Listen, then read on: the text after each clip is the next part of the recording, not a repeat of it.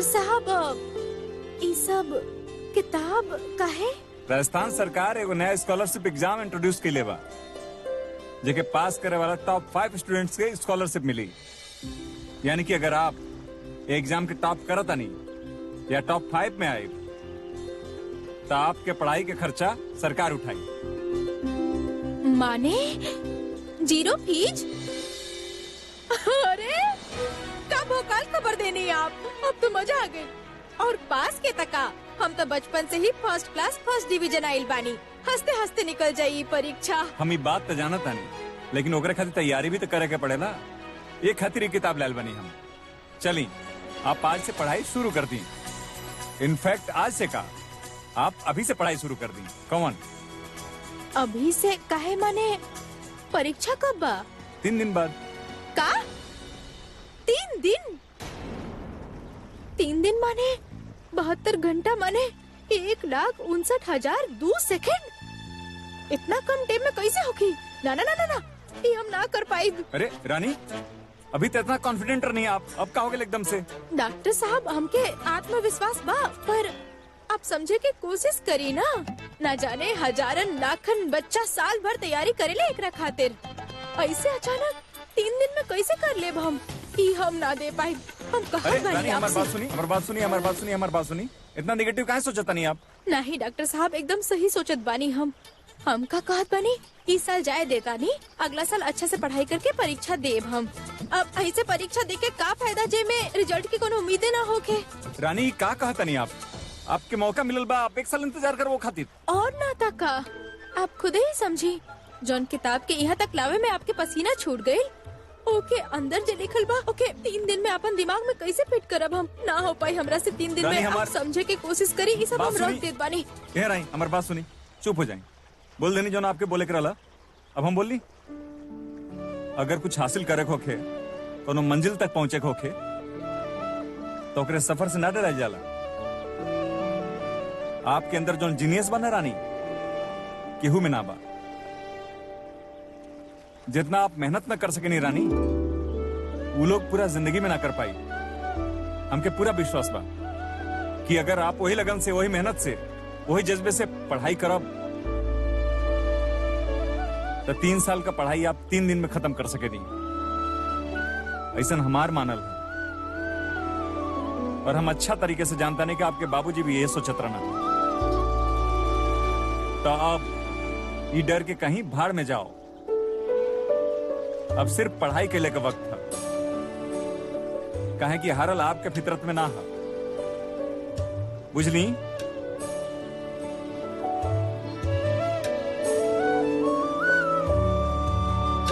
आपके हर बढ़त कदम में साथ देब हम, घबराई मत।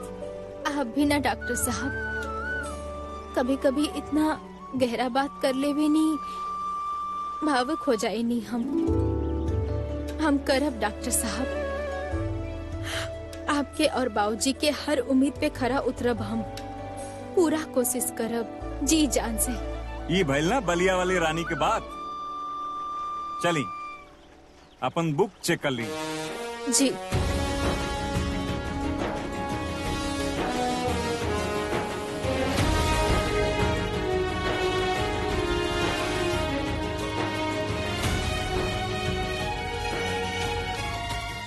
कहनी ना कि ना भड़कब और ना वीर के बोलब।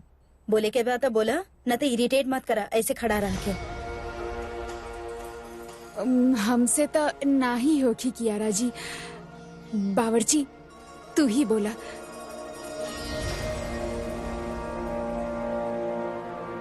अब छोट मुंह पड़ बात मैडम।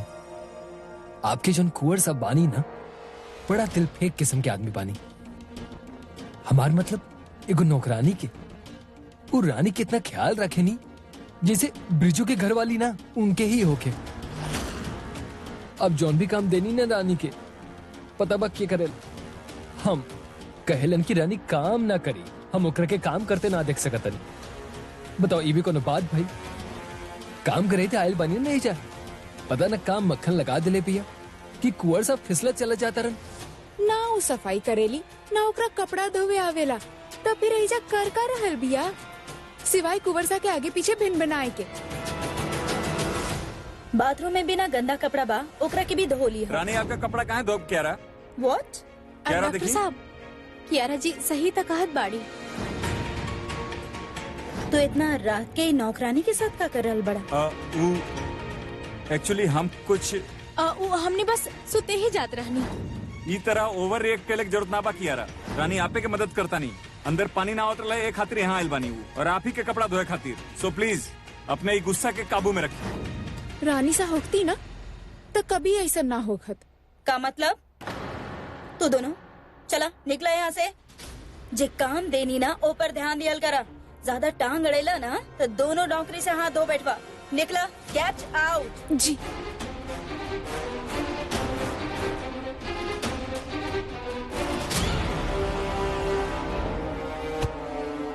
आप ना बहुत ही बेकार बनी हुकुम, और हम हर बार आपके बात में आ जावे नहीं और हर बार बेइज्जती हो खेला।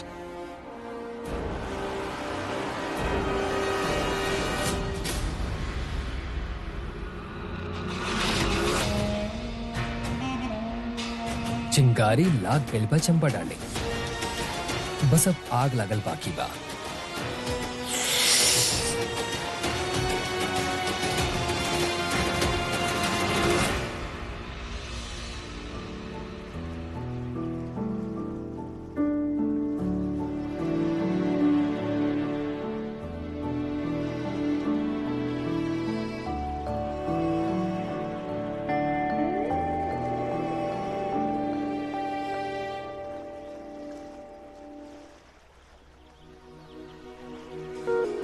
अरे डॉक्टर साहब, आप हमके कहा देती, आपके काला वाला काफी बनाए में कितना ही टाइम लागेला। करेक्ट, लेकिन आपके ई ज्यादा दूध ज्यादा शक्कर वाली चाय बनाने में वक्त लगेला। आप चाय पी, अपने नींद के भगाई और फिर डटल रही। ओके?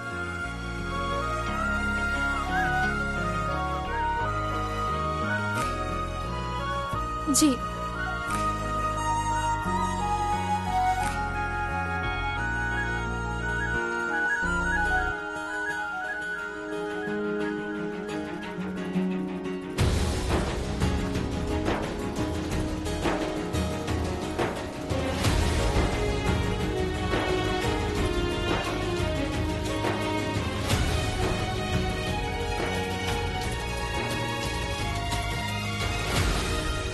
अरे कियारा जी के दवाई की टेम हो गइल बा, फटाफट दे के आ जात बानी। ना आप रुकी, हम विक्रम से कह दिल बानी उ दे दी हैं। ठीक बा, आप सिर्फ पढ़ाई करब। चली। डॉक्टर साहब, आप हमरा खातिर कितना कुछ करत बानी। Thank you. अच्छा चलिए एक काम कर जाओ, आप एग्जाम में क्लियर हो जाई, ओकरे बाद हमके एक बड़ा और पार्टी दे दे बाप, हिसाब बराबर हो जाई। ओके? अब बात में उलझल बंद करी और पढ़ाई पर ध्यान दी। Come on, focus. ठीक बा।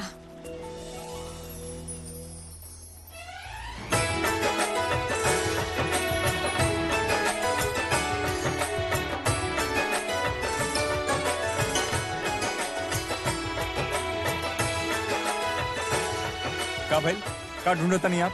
अब हमार कंपस नहीं के मिला। अब कोनो बात नहीं, हम कटोरी ले आवत बानी, ओकरा से कर अरे ले। एक सेकंड, कटोरी? एग्जाम में भी कटोरी ले जाए का आप? आप भी न रानी, आप फोकस करी, हम अरेंज करता नहीं।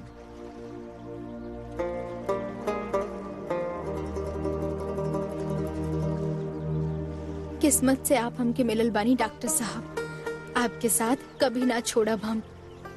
ई रिश्ता के और मजबूत बनाई।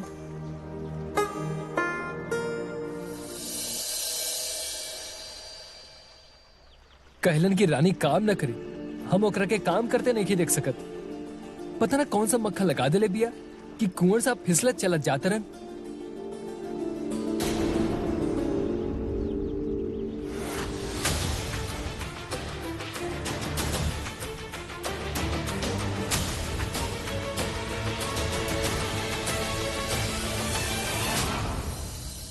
डॉक्टर साहब अभी तक अइले काहे ना?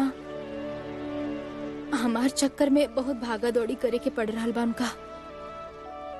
खैर पढ़ाई में मन लगावा था नहीं, आ जाई है वो।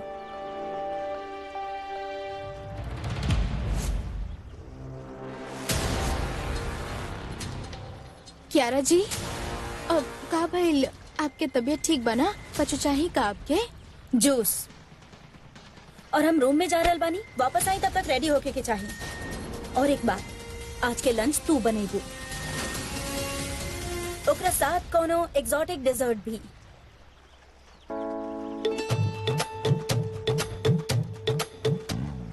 मीठा, समझ में आइल बात?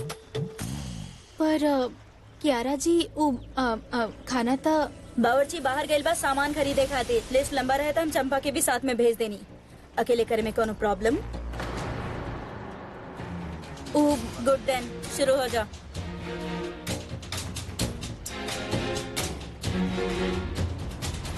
अगर काम ठीक से करबू ना रानी तो सब खुश हुई हैं। एक किताब में ना टाइम वेस्ट कइल बंद करा, काहे कि तोहार किस्मत ऑलरेडी लिखल जा चुकल बा। और काम में हमरा देरी बिल्कुल भी पसंद नहीं है। समझ में आइल बात?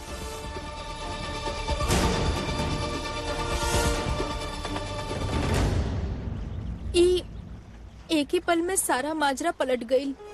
एक तरफ डॉक्टर साहब हमसे कहले रहले कि यहाँ से हिलिया मत, और क्यारा जी वो तो हमके कमर तोड़ काम दे दिली।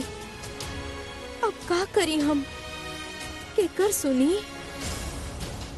हे माता रानी।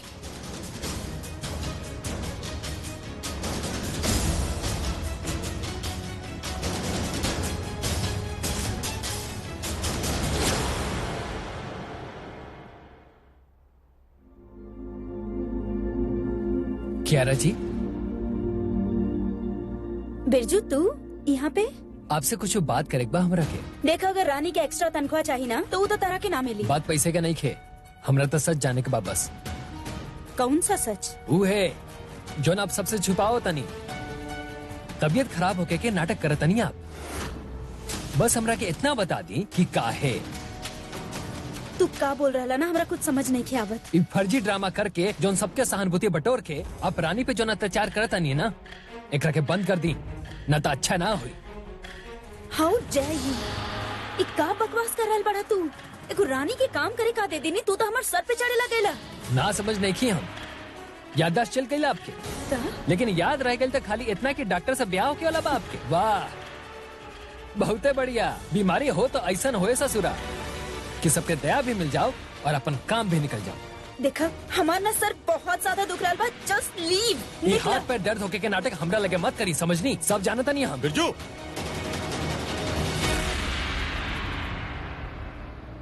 ये का कर रहल बड़ा तू? दिमाग खराब हो गया तार? विक्रम, ई का बोल रहा बा ई सब? तू टेंशन मतलब हम एकरा से बात करता नहीं। तू जा रेस्ट करा। विक्रम, लेकिन हम का नाटक कईनी? कोनो नाटक ना खेलू, हम देखा नहीं ना का बात बा। तू रेस्ट करा। हाँ प्लीज जा, हम देख ले। इस डैन के जाल में मत फंसी विक्रम बाबू, इस सबके बेवकूफ। तमीज से बात करा, नाटक नहीं करा तू। तोरा समझल रही ना, हम कॉलेज नहीं ना ओकरा से दूर रहा। समझ में ना आई? अगर कल के ऊपर तबियत और खराब हो गई तो क्या जिम्मेदारी है? अरे दूर लगवा। गेट आउट, जाओ यहां से। Just leave.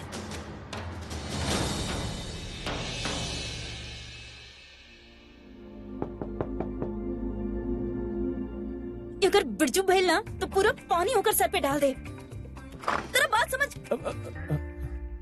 विक्रम, तू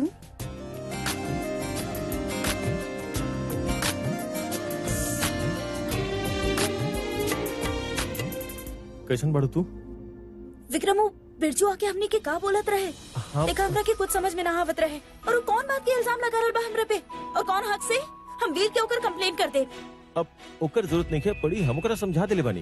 अब फिलहाल आजा। ये बैठा विक्रम, बैठा, स्ट्रेस ना। ओके?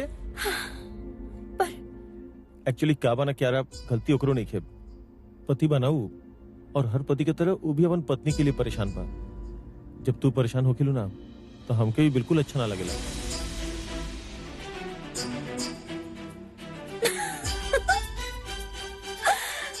So sweet Vikram. Stupid boy. अच्छा भाई, तू टाइम पे आ गेला, वरना हम तो मन बना ले रहनी ओकरा पुलिस के पास पहुंचावे के। अब तू तकलीफ में बाड़ू और हम ना, ऐसा हो सकेला का?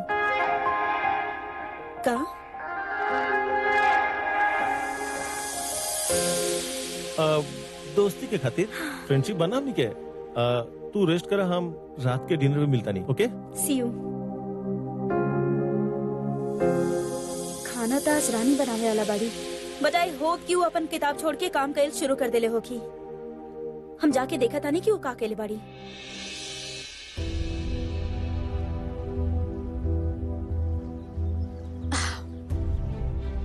देखा रानी, बाबूजी हमेशा का कहेले, हिम्मत नहीं खे हारे के। याद करा कैसे पहले भी परीक्षा से पहले तू पिंकू के भी ध्यान रखत रहलू, दादी अम्मा के भी ख्याल रखत रहलू, धान काटे खेत पे भी जात रहलू, और फिर जैसे तैसे टेम निकाल के अपन पढ़ाई भी अच्छा से करत रहलू। ई बार भी कछु ऐसे नहीं करे के बा। अब कियारा जी खाना बनावे के कहले बाड़ी तो करे के तो पड़ी ही, पर सवाल ई बा कि बनाई कैसे। हे माता रानी, थोड़ा सा मदद कर दे, बाकी सब हम संभाल लेब। हाँ नहीं, थोड़ा सा नहीं, बहुत ज्यादा मदद करब। जय माता रानी। दिल से मांगा था, कभी भी माता रानी अपने भक्तन के निराश ना करेली।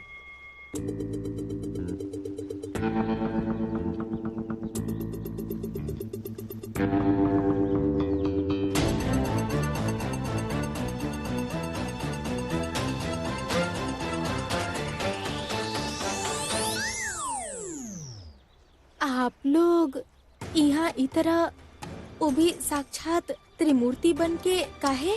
तार मदद खतरे आइल बानी पगली। और देखा, ई बार तो हम केहू से झगड़ा भी ना कहीं। बाकी लोग के अपन साथ लेके आइल बानी।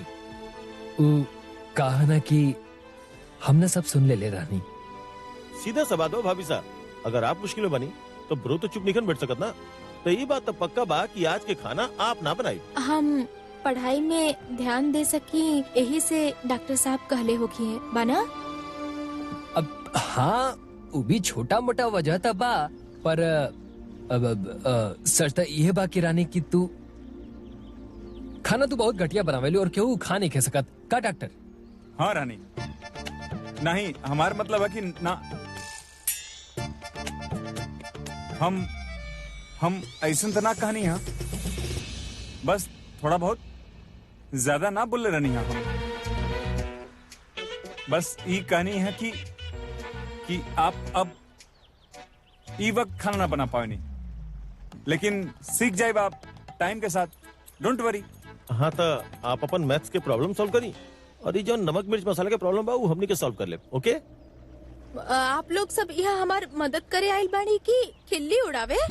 हम जानत बानी कि खाना बनावे में थोड़ा कच्चा बानी हम, और गाड़ी चलावे में भी, पर एक काम बा जेमे हाथ साफ नहीं के हमार, पर जैसे तैसे हम तैयार कैले रहनी खुद के रसोई के जंग खातिर। पर आप तो हमके लड़े से पहले ही हारा हुआ घोषित कर देनी का डॉक्टर साहब? अभी थोड़ा देर पहले आप कहले रही कि रानी आगे बढ़ी, हम आपके साथ बनी, और अभी आपके तेवर ही बदल गए काहे?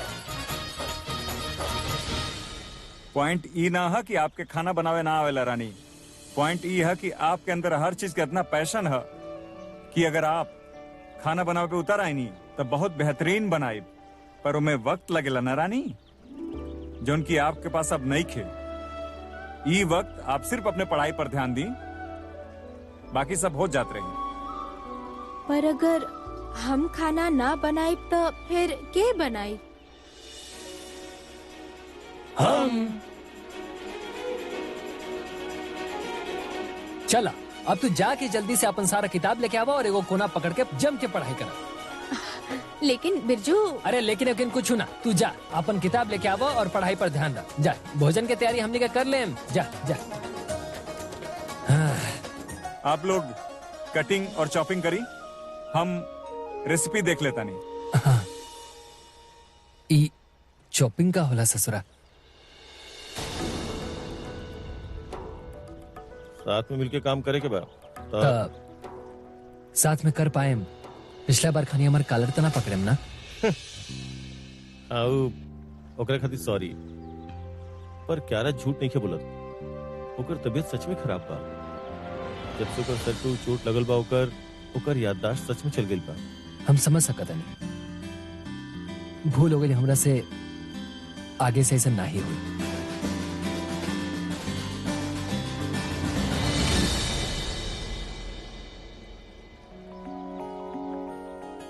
जब डॉक्टर बननी एक वादा तब कैले रहनी कि अपने पेशेंट के बचावे खातिर हर मुमकिन कोशिश करब, और जब पति बननी तो एक वादा रामू काका से कैले रहनी कि चाहे जौन हो जाओ आपके सपनन के, आपके पढ़ाई के कभी अधूरा ना रखे देव। हम अपन पहला वादा आज तक बखूबी निभौले बानी हम, अब दूसरा निभावता नहीं।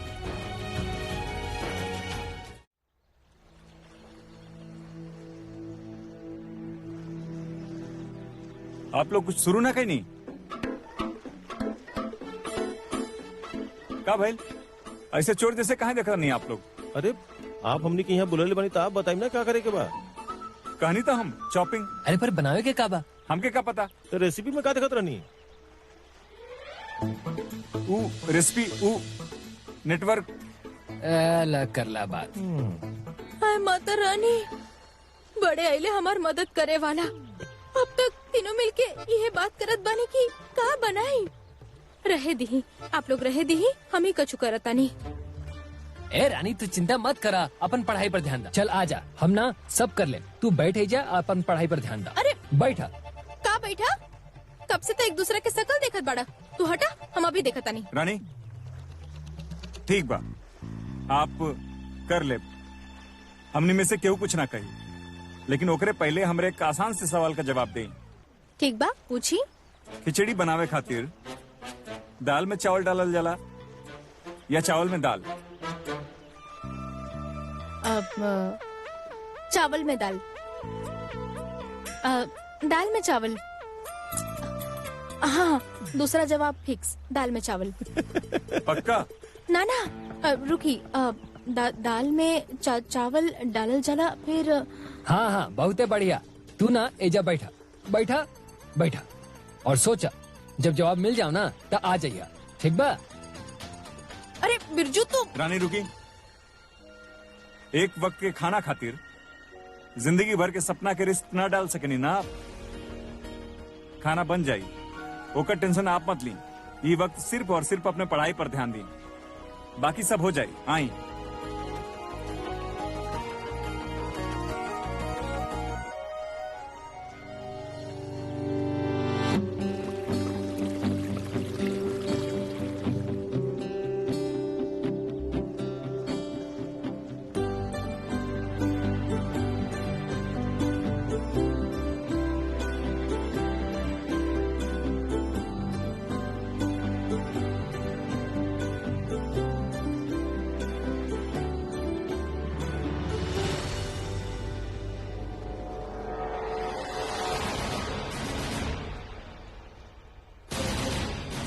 वीर,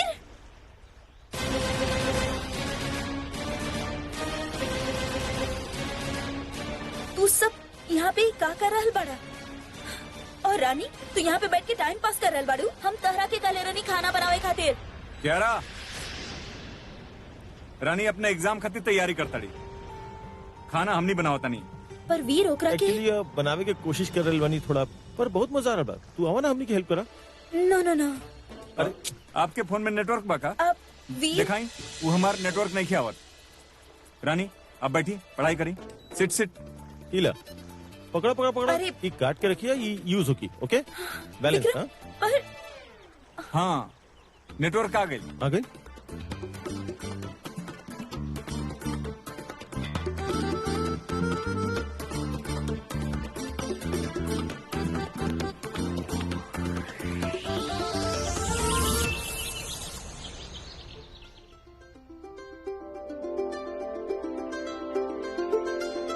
हाँ फाइनली सारा मेहनत सफल भई।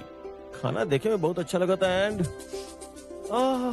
खुशबू तो और भी अच्छा हुआ था। ब्रो बहुत ज्यादा भूख लग रहा है भाई, खाना खा लिया या श्योर, प्लीज प्लीज। रानी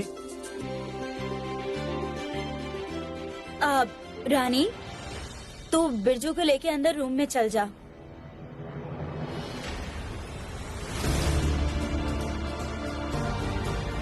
जी बिल्कुल, हम जाके फटाफट खालिद बानी कहे कि हमके पढ़ाई भी करे के बा। आपके कुछ चाहत होगी तो बेझिझक हमरा के बोल दे।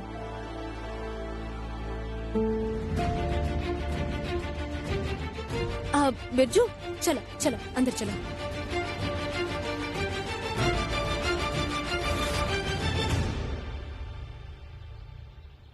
मजा आ गया। दो घुट बोल के आप पूरा पौवा पिला देनी। नारियल पानी और काजू फैनी सही मेल बा। बढ़िया मजा होता ना चंपा डार्लिंग। हाँ? हम तो काले रनी तरह से। चला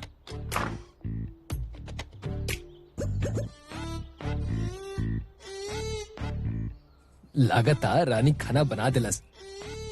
आज तो बड़ा मेहनत हो गई बेचारी के। वीर के शक्ल देख कैसन उजड़ल बैठल बा। बेचारी की मदद भी ना कर पहले हुई। चला जाके रानी की हालत देखल जाओ।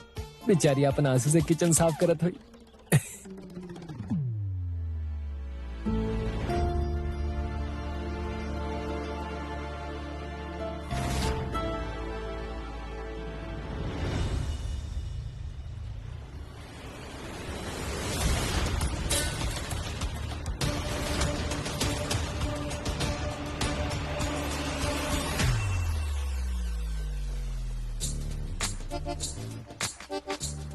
हुकुम ई का नजारा बा, इतना तबाही। आज तो बहुत ही भोकाल मजा आ गई भैया। मने डॉक्टर साहब के हाथ में तो जादू बा जादू। का का कहलू तू कि डॉक्टर साहब बहुत ही बढ़िया खाना बनेले बाड़े। बड़े गुणी आदमी बाड़े, एकदम स्वादिष्ट। मतलब ये सब तूने क्यों कहले? नहीं, डॉक्टर साहब टीम के कप्तान रहले और बिरजू और देवर जी उनकर मदद करत रहले। हम तो आराम से बैठ के अपन पढ़ाई करत रहनी। अब खाना खात बानी। हुकुम का सोचले रहनी? और का हो गई चंपा डार्लिंग? ये सब हमने के साफ करे के पड़ी ना। अरे तारा तो फिर भी प्रैक्टिस बा। हमार सोचा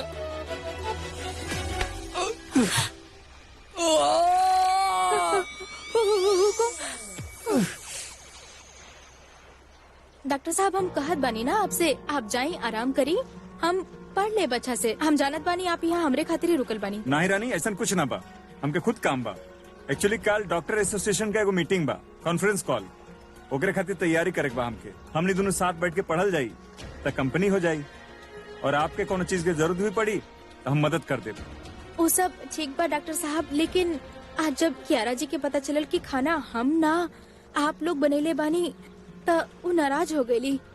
अब अगर हमने दोनों के साथ में देख ली है तो फिर तका कियारा के डर से हम ना जी सके रही और ना ही हमने कैसन जिए के चाहे। लेकिन डॉक्टर साहब उनकर तबीयत के सवाल बा, ऐसे रिक्स भी ना ले सकेनी ना हमने। भाभी साहब के बात में पॉइंट बाबरो। हाँ डॉक्टर साहब, जाई थोड़ा टाइम उनका साथ बिता ली ही, उनका अच्छा भी लागी और हमार फिक्र मत करी। मन लगा के अच्छा से पढ़ ले हम। ये तो हम जाना था नहीं रानी। आप मन लगा के पढ़ब, ये बात का टेंशन नहीं किया हमके। अपनी तसल्ली खातिर हम आपके अकेला छोड़ के ना जा सके। बस ये सोचे के होई कि कियारा का कैसे हैंडल कर जाओ।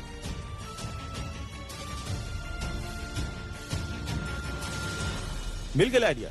का आप दोनों कहीं बाहर जाके पढ़ाई कहानी की करत? I mean, कोनो अच्छा सा स्पॉट ढूंढ के, यहाँ से दूर, क्यारा से दूर। अगर क्यारा आप दोनों के साथ में देखबे ना करी तो ओकर तबीयत खराब हो के पॉइंट नहीं के बनत। बाकी ना अरे सोच क्या हाल बनी, इतना बढ़िया आइडिया देनी हम। कहाँ है भाभी साहब? अब डॉक्टर साहब हमके लगता देवर जी ठीक कहत बाड़े। हाँ। वो का बाना, हम कियारा जी के गुस्सा होके के एक और मौका ना दे सकेनी। हम का करत बनी, जितना जरूरी किताब बा वो लेके आवत बनी और फिर कहीं दूर जाके पढ़ ले। ठीक बा, अगर आपके सही लगा तो यह कल जाई। ठीक बा, हम अभी आई नहीं।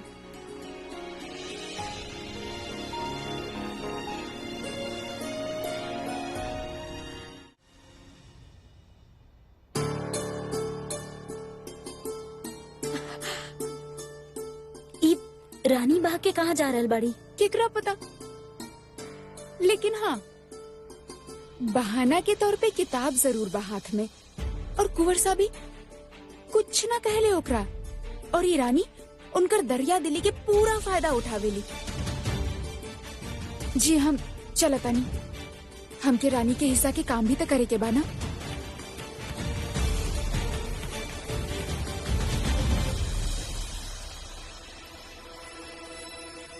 रानी रुकी हो।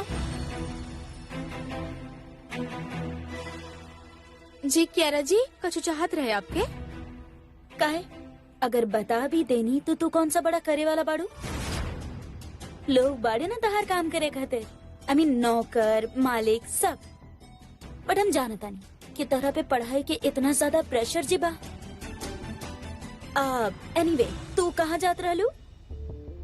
जी वो हम बाहर खुला हवा में पढ़े जात रहनी। बेचारी कितना प्रेशर लेता तू। यू नो रानी, बचपन में ना हमारे को टीचर सिखात रहली कि पढ़ाई के साथ साथ ना ब्रेक लेवल बहुत जरूरी बा। अगर ब्रेक ना ले लू ना तो जे पढ़ ले बाड़ू वो तू भूल जेबू। क्यारा जी नहीं, हमके आराम की जरूरत नहीं खे। अब हमार परीक्षा निकट बा तो टेम नहीं खे हमरा पास। तरह जैसे इंटेलिजेंट लोग थोड़ी ना स्ट्रेस लेवल है। एक दिन रेस्ट ले ला और हमरा के पूरा यकीन बा कि तू एकरा साथ पूरा कैचअप कर पाएबू। हमरा पास एगो आइडिया बा, हमने बीच जाता नहीं, वहाँ पे थोड़ा चिल भी कर ले हब और तरह के भी अच्छा लागे। नहीं क्यारा जी, हम ना जा सके नहीं। वहाँ पे का देख रहल बाड़ू? क्यों इंतजार कर रहल बा तोहार? नहीं ऐसा नहीं खे। चलो तो फिर हमने जाता नहीं बीच, और ये किताब के ना यहाँ पे ही रख देता नहीं, कहे कि वहाँ पे इनकर कोनो जरूरत नहीं है। पर चलो क्यारा जी, रानी।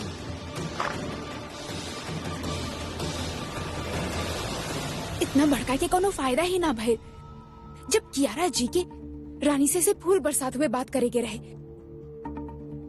बकरा हलाल करे से पहले जौन पुचकारल जाला ना, ई उहे सीन हा। आज बकरा बनी।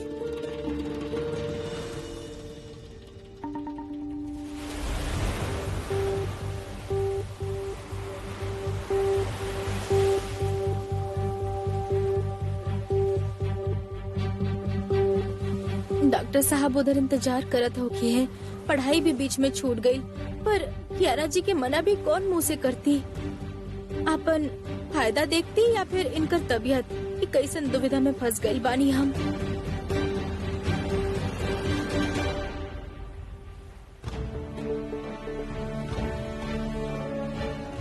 चलो हाँ, तो हम का कहत रहनी, जीए के फंडा, ये सब पढ़ाई लिखाई काम काज ना कबो खत्म ना होखी, और ओकर बीच बीच में ना ब्रेक लेवल बहुत जरूरी बा। अब लाइफ में एक तो हमनी के मौका मिलेला तो ओकरा अच्छा से जिए के चाहिए। अब तू देखा, इतना ताजा हवा बा और इतना खुला आसमान बा। देखा तू ना हमरा साथ ऐसे गहरा सांस ला और ओकरा के छोड़ा। ट्राई करा रानी, तरह के अच्छा लगी। ट्राई।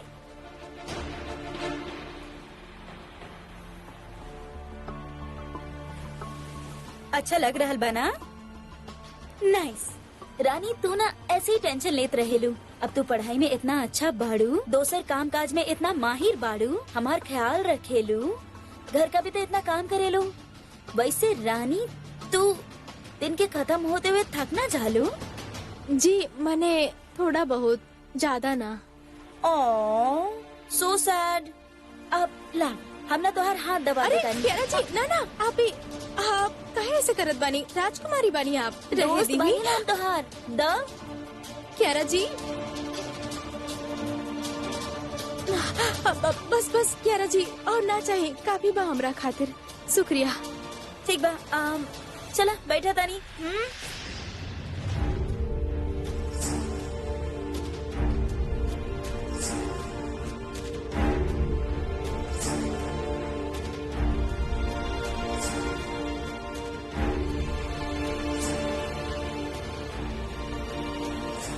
तोहर नाम तोहर बाबूजी रखले बाड़े ना?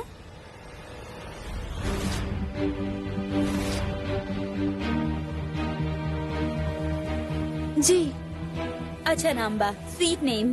तोहर बाबूजी के रानी, अपन सपना के रानी, आसमान के छू लेवे वाली रानी और अपन मेहनत से पूरा दुनिया पे राज करे वाली रानी। लेकिन पता बा तोहर नाम में ना और एगो चीज मिसिंग बा। अगर वो ऐड हो जाए ना तो फिर तोहर नाम पूरा कंप्लीट हो जाई और बेहतरीन भी।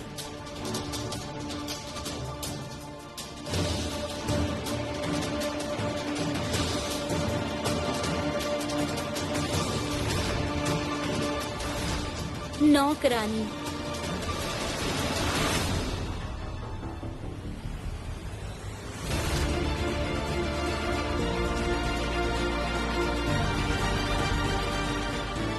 मालिक के टुकड़ा पे पले वाली, सारा जिंदगी उनकर सेवा करे वाली, लो क्लास लिमिटेड औकात वाली नौकरानी बाड़ू तू। और इहे बात तोहार असली पहचान। जितना जल्दी तू ये बात के समझ जेबू ना उतना अच्छा बात तोहरा खातिर। तू रामू काका के बेटी बाड़ू ना, तू जाने लू ना कि पिछला 20 साल से वो रजावत परिवार में नौकर बन के घूमत रहले। एकर मतलब ही जाने लू तू।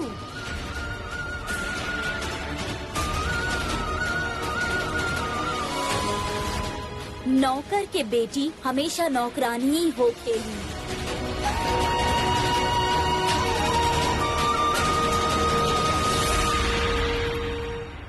ऊ कबो रानी ना बन सकेली। और तोहरा के लागल कि तू वीर खातिर बहुत इम्पोर्टेंट बाड़ू। ऊ तोहरा खातिर खाना का बना देलस, ओकरा तोहार फिकर बा। ओ बस तोहरा पे दया खा रहल बा। और तू जो ओकर फायदा उठावे के कोशिश कर रहल बाड़ू ना, ऊ उठावल बंद करा।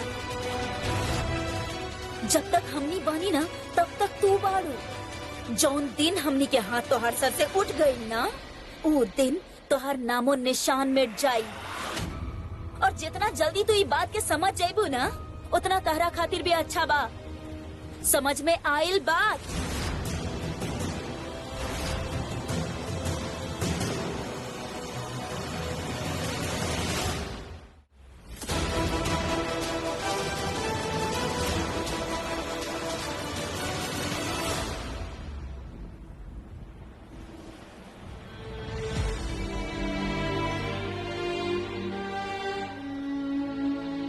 नौकर के बेटी हमेशा नौकरानी ही हो खेली। वो कबो रानी ना बन सकेली।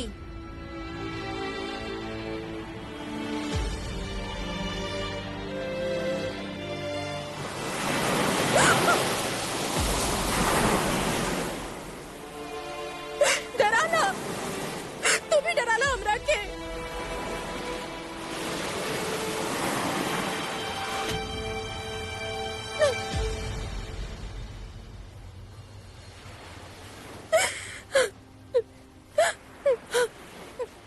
बाबूजी हमेशा हमसे कहले रहले कि इंसान कहाँ पैदा होला ओकरा पे केहू के जोर नहीं खे।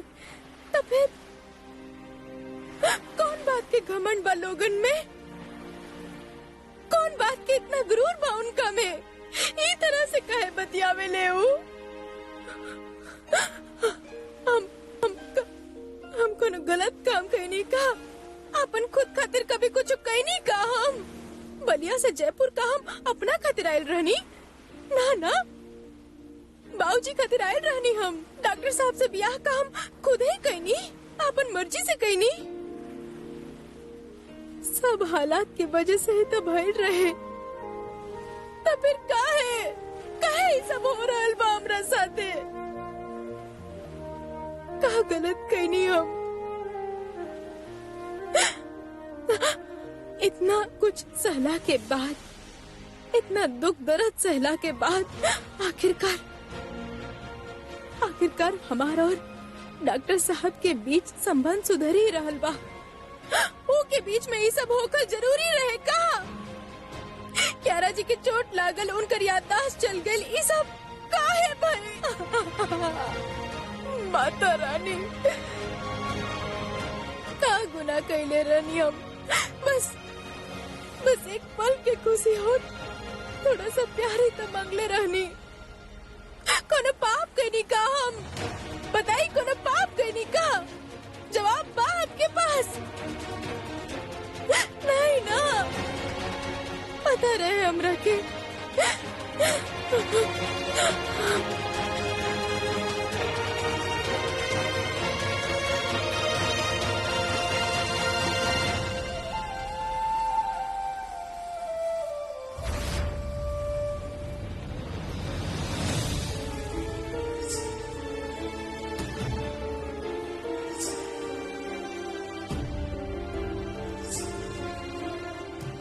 ये आपके सच्चाई ना है रानी, और ना ही आपके किस्मत। एक एहसास दिला के रहब हम आपके, और साथे ही पूरी दुनिया के भी।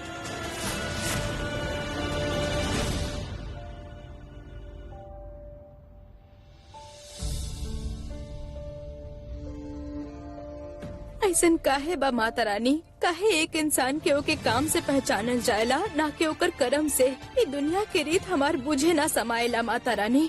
पर हम एकरा आगे अपन सर ना झुकाइब, और हम लड़ब, और आज ना त कल आपन टेम हम लाइब।